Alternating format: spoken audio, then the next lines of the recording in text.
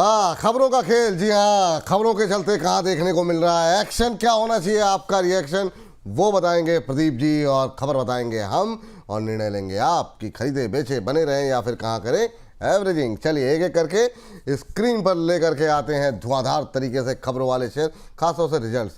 लेकिन उससे पहले जरा देखिए 5% का अपर सर्किट लग गया ओला इलेक्ट्रिक पे। ओला इलेक्ट्रिक ने लॉन्च किया है ओला शक्ति। जी हाँ, ये कल हमने खबर बताई थी आपको, कल से तेज़ी में आ गया है फिर से।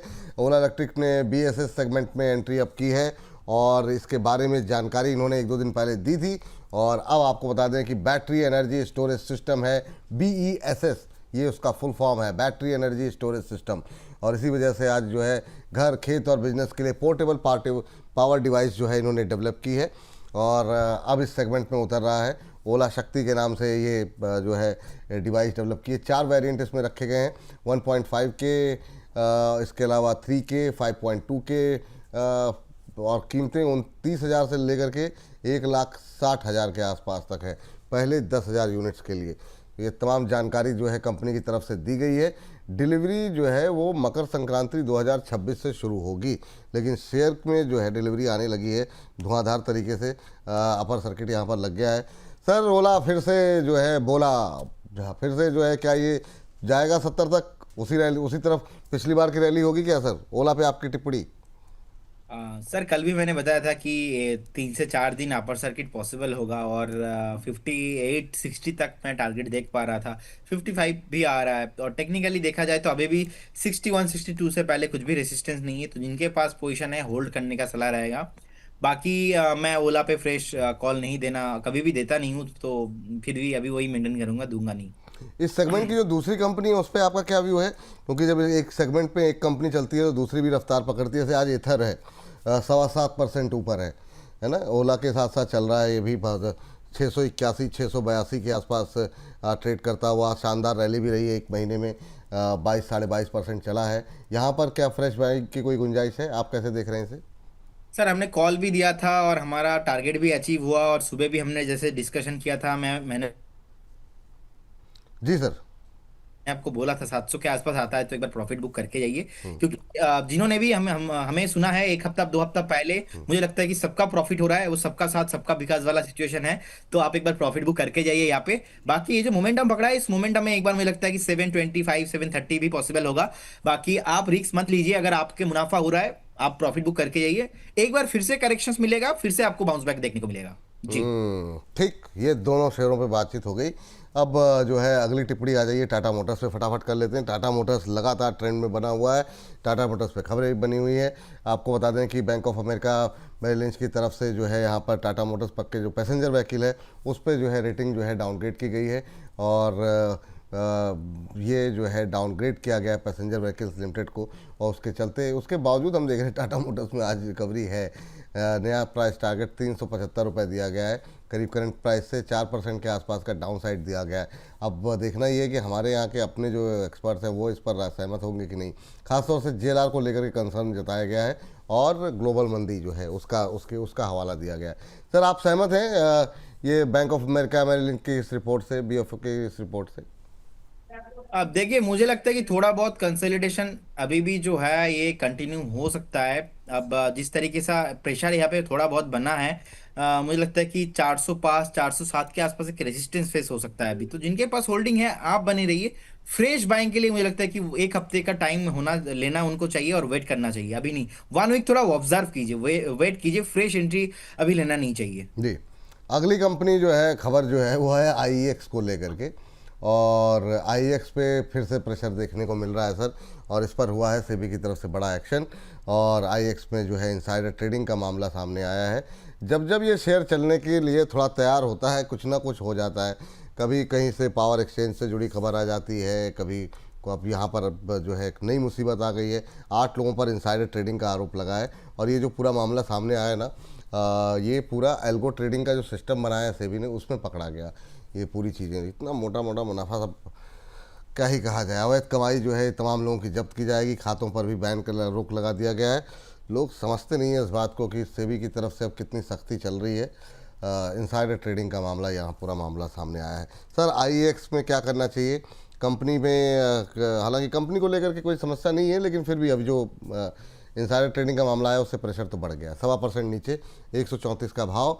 क्या टिप्पणी रहेगी सर? लगातार प्रेशर में दिखाया सर, 6 महीने में 28% का नेगेटिव रिटर्न।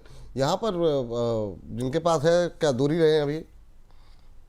डेफिनेटली, और मैं 25 अक्टूबर को मैं एक्सप्लेन करूंगा कि ऐसे स्टॉक्स में क्यों इन्वेस्ट नहीं करना चाहिए। जब भी पैटर्न खराब होता है तो क्यों आपको दूरी बना के चलना है। मुझे आज भी याद है, हर्ष जी ने इसको एक्सप्लेन किया था जब न्यूज़ आया था उस दिन। अब तब से मैं नेगेटिव हो गया 160 से 160 170 से मैंने बताया था कि अभी एंट्री नहीं लेना है। तब से आज तक मैंने कभी भी स्टॉक को एंट्री नहीं दिया। जब जब मुझसे पूछा गया है मैं निगेटिव ही हूं। और देखिए अभी इनसाइडर ट्रेडिंग का न्यूज़ भी आ रहा है, तो इसीलिए ना बहुत कंप्लायंस मेंटेन करना बहुत इंपॉर्टेंट होता है।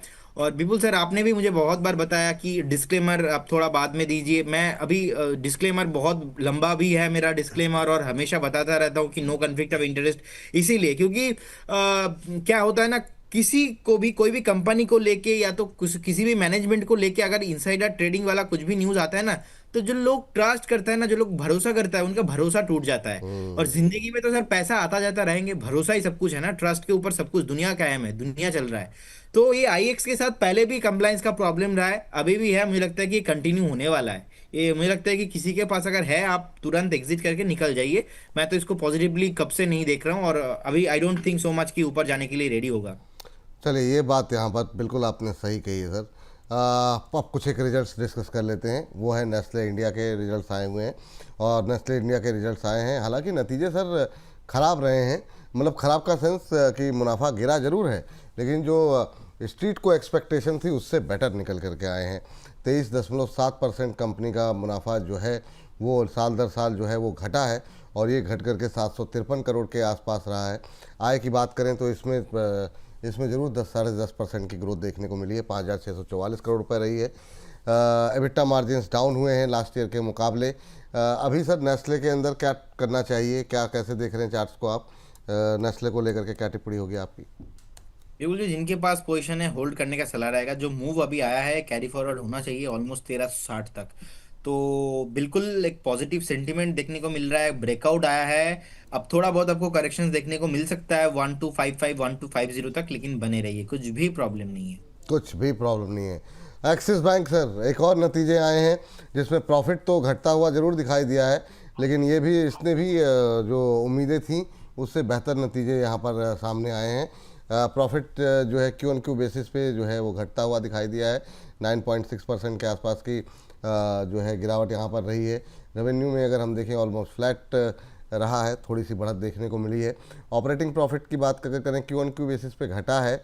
एबिटा भी 7 बेसिस पॉइंट जो है गिरा है, ऑलमोस्ट फ्लैट के आसपास कह सकते हैं। लेकिन अच्छी बात है, ग्रॉस एनपीए जो है उसमें कमी देखने को मिली है, और वाई ओ के आधार पर अगर तुलना करेंगे तो नतीजे तब भी थोड़े से बेहतर हैं, उम्मीद से जो उम्मीदें थी इसको लेकर के उससे बेहतर हैं। यही वजह है कि आज सुबह जो है मजबूत शुरुआत देखने को मिली एक्सिस बैंक की। थोड़ा सा दबाव के बाद अब फिर से रिकवरी दिखाई है, 2.25% ऊपर 1200 के आसपास। एक्सिस बैंक पे सर आपकी टिप्पणी क्या रहेगी सर? मुझे लगता है कि सर ये जो रैली आया है, रैली कंटिन्यू होना चाहिए, और कंटिन्यू होके ना एक बार आपको 1240 1250 तक जाना चाहिए। तो तब आपका शॉर्ट टर्म व्यू है तो एक बार प्रॉफिट बुकिंग कीजिएगा, लेकिन अभी नहीं। अभी अब बने रहिए फ्रेश, यहाँ से भी 60-70 पॉइंट ऊपर जाने के लिए रेडी हो रहा है। इस बीच राजेंद्र जी की टिप्पणी आई कर रहे हैं। विपुल जी नमस्कार, प्रदीप जी नमस्कार। कुछ नहीं, बस इतना बताना है कि स्टॉक मार्केट में आप त्रिमूर्ति का क्रेज़ बहुत ज़्यादा है, और ये नाम आप लोगों ने अपने कर्तव्य से बनाया है। Thank you sir. और रचित जी को भी ये बता दीजिएगा। बिल्कुल सर, बिल्कुल सबको बता देंगे। ये तो है सर प्रदीप जी के, मतलब रचित जी का, सबका आप लोगों का जलवा है सर। और ये बात सही है कि मतलब सर मुझे पास तो अब दूर दूर से फ़ोन आते हैं कि मतलब आप लोग जो है बहुत अच्छा कर रहे हैं, तो अच्छा लगता है सुनकर जलवा के तो सर है, ये मैं एग्री करता हूँ, क्योंकि अभी ना सर अभी ऐसा ऐसा फोन आ रहा है अमेरिका से, लंदन से, बाहर बाहर से बहुत सारे लोग ट्रस्ट कर रहे हैं। और इनफैक्ट मैं आपको बताना चाहूंगा, आपके प्लेटफॉर्म में जो भी ट्रेड हम आइडेंटिफाई कर रहे हैं, बहुत बिग बिग चैनल है सर, वहां पे ना 2-4 दिन बाद डिस्कशन हो रहा हो रहा है। होता बिल्कुल है। सही बात। तो ये जो आइडेंटिफिकेशन ना बहुत अच्छा हो रहा है, एंड रियली आप लोग एंड बोनस परिवार, रचित जी, ऑल नॉलेजेबल है, और आप सब लोगों के साथ काम करने का मजा भी है। नहीं नहीं सर, बहुत अच्छा सर। और मतलब इतनी दूर, ये बिल्कुल आप सही कह रहे हैं। कल मतलब ऐसे ही रवि जी थे इस कल शो में, उन्होंने छेड़ा कि आप इंटरनेशनल लोगों के बारे में बात नहीं करते हो, और जो है बहुत सारे कॉल आते हैं, और उसके बाद से लोगों ने अपनी जो है इतनी सारी टिप्पणियाँ आने लगी। कोई दुबई से है, कोलकाता से, इटली से, न्यूजीलैंड से, ऑस्ट्रेलिया से। तो ये दर्शकों का मतलब दर्शकों का बहुत ढेर सारा प्यार मिल रहा है, इसमें तो कोई दो राय नहीं। और इसमें के लिए आप रचित जी, रवि जी, जितने भी एक्सपर्ट हमारे साथ आ रहे हैं और जो लोग शून्य से जुड़े हुए हैं, बिल्कुल आप लोग तो बिल्कुल सर जहाँ सब हम लोगों ने शुरू किया था और अब हमारा परिवार सर 6 लाख का हो गया सर। तो ये भी दर्शकों का ही प्यार है। तो थैंक यू सभी दर्शकों का।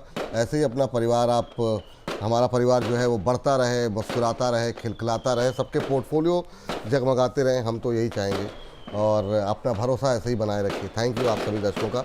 तो अगले सेगमेंट का की तरफ रुख भी करना है, इसलिए फटाफट जरा कुछ एक और जो हमारे खबरें जो है वो रह गई हैं। जवान कई बार फंस जाती है, कुछ आप सोच अलग रहे होते तो बोल कुछ और रहे होते तो ओह। HDFC लाइफ के नतीजे आए हैं। HDFC लाइफ के नतीजे, प्रॉफिट अगर हम देखें तो यहाँ पर 3.3% के आसपास बढ़ा है। रेवेन्यू में 13% की ग्रोथ देखने को मिली है, और ये नतीजे क्यू ऑन क्यू बेसिस पे आप स्क्रीन पर देख रहे हैं। और मार्जिन्स में अगर हम देखें तो थोड़ा सा ऑलमोस्ट 20 बेसिस पॉइंट के आसपास की गिरावट देखने को मिली है। HDFC लाइफ पे अगर हम देखें तो यहाँ पर जो भाव देखने को मिल रहा है वो देखने को मिल रहा है 2.5% नीचे, 743 के आसपास। सर इंश्योरेंस कंपनी में बीच में एक अच्छी रैली रही, अभी क्या करना चाहिए HDFC लाइफ में सर? देखिए, कंपनी तो सर बढ़िया है एज ए मैनेजमेंट अगर मैं व्यू से देखता हूँ, लेकिन सर लाइफ इंश्योरेंस और इंश्योरेंस बहुत टाइम से नहीं चल रहा है। आप देखेंगे जीएसटी का जब रिफॉर्म का न्यूज आया जो कि इंश्योरेंस के ऊपर आपको हेल्थ इंश्योरेंस के ऊपर टैक्स नहीं देना पड़ेगा, लाइफ इंश्योरेंस के ऊपर, वो उस दिन थोड़ा बहुत बाउंस बैक आया, लेकिन फिर से थोड़ा आधा घंटे में फिसल आउट हो गया। तो तब से आज तक नहीं चल रहा है। तो मुझे लगता है कि इसका अभी टाइम आया नहीं। वो सबका टाइम आता है, इसका टाइम अभी आया नहीं। तो एक बार वेट करना सही रहेगा। और आज सुबह भी मैं हर्ष जी ब्रिज जी के साथ मैं वही बोल रहा था कि ओवरऑल जो है यहाँ पे एक सेलिंग प्रेशर ही देखने को मिल रहा है, ओवर द टाइम कंसोलिडेशन हो रहा है। सो एक बार जिनके पास पोजीशन है आप बने रहिए, लेकिन फ्रेश एंट्री मुझे लगता है कि अभी नहीं करना चाहिए जी। जी, ये बात यहाँ पर HDFC लाइफ को लेकर निकल के आ रही है। चलिए अगली कंपनी जरा स्क्रीन पर लेकर के आते हैं। और L&T फाइनेंस। L&T फाइनेंस से बहुत क्वेरीज रहती हैं, बहुत लोगों का इंटरेस्ट भी है।